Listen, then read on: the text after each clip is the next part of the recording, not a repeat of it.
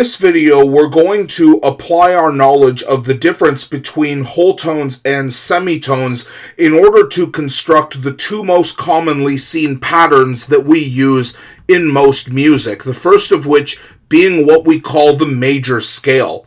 So a scale is just a group of notes that form a specific pattern when they are sung or performed. And the simplest form of the major scale starts on C, which is why we call it the C major scale. So if we were writing the C major scale using the treble clef, you would start on middle C, which of course is the C, the first ledger line below the bottom line E. And then all that we need to do is write notes from C until we get to the C that is an octave higher. So after C would be this space for D, then E, F, G, A, B, C. And if you were to sing this scale using the appropriate pitch syllables of the major scale, it would sound something like Do, re, mi, fa, sol, la, ti, do,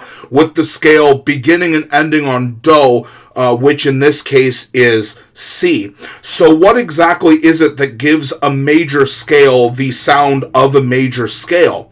Well, as mentioned at the beginning of the video, it is based on the location of the whole tones, which we'll abbreviate as W, and the semitones, which we will abbreviate as S, between every note of the major scale. So if we go down to our piano here, it's pretty easy to see why we use C major as the sort of default scale, because it's very intuitive to find the whole tones and the semitones. So if we look between C and D, we see that there is a black key here, C sharp or D flat. So our first interval is a whole tone, which we'll label as W.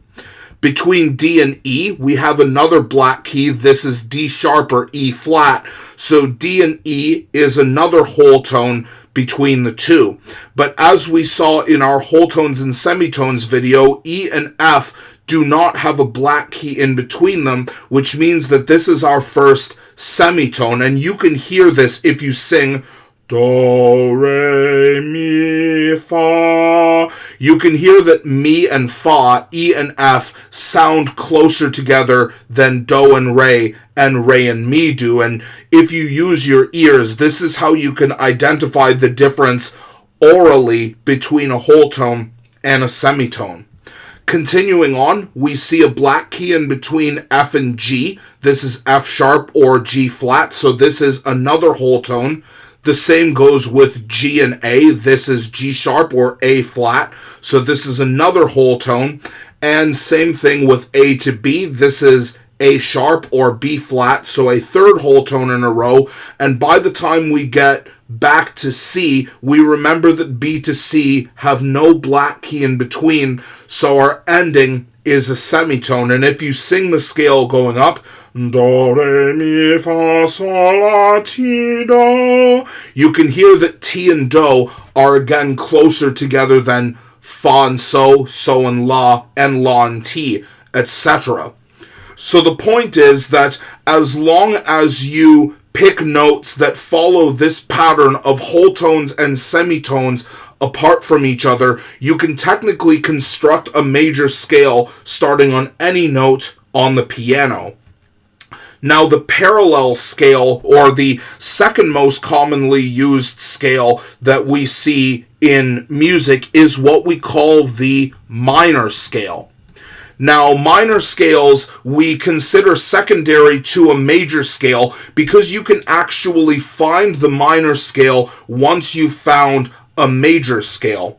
So, in vocal exercises, it's frequently common to start singing on Do because that's how we produce a major scale. But if you were to start singing on La instead of Do, so for example, we know that C is Do.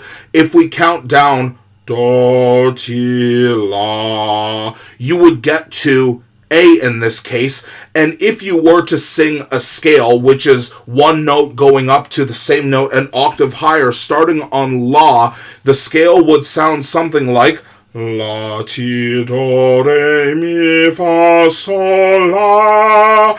And this is a minor scale.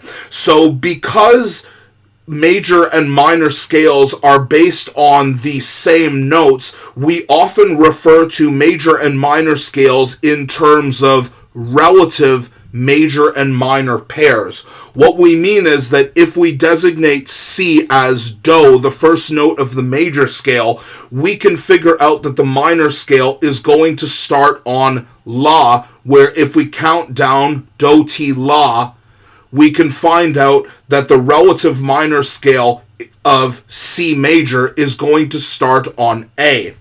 Now, if we know that we're building a minor scale starting on A using the same notes as the C major scale, we can construct the scale relatively easily. So if we're building an A minor scale on bass clef, we can start here with the bottom space of the bass clef, and then if we go up from A, this is B, C, D, E, F, G, A. And again, if we were to sing this, if A is La, La, ti, do, re, mi, fa, sol, la, this would be the A minor scale. Now, we can do the same thing as the major scale, where we look at the interval between each of the notes of the A minor scale in order to find the pattern of whole tones and semitones. So if we start on this A here, we know that A to B is a whole tone because of A sharp or B flat. Then B to C, no black key in between, so this would be a semitone. C to D is a whole tone because of C sharp or D flat. D to E is another whole tone because of D sharp or E flat. E to F is our second semitone because there's no black key in between. F to G is a whole tone because of F sharp or G flat. And then finally, when we get back to A, we see G to A is another whole tone. So here, if we compare the pattern of whole tones and semitones of a minor scale compared to a major scale, we see that the order is the same. We can see whole tone, semitone, whole tone, semitone, but we're starting on a different note, so the placement of those whole tones and semitones is different than in the major scale.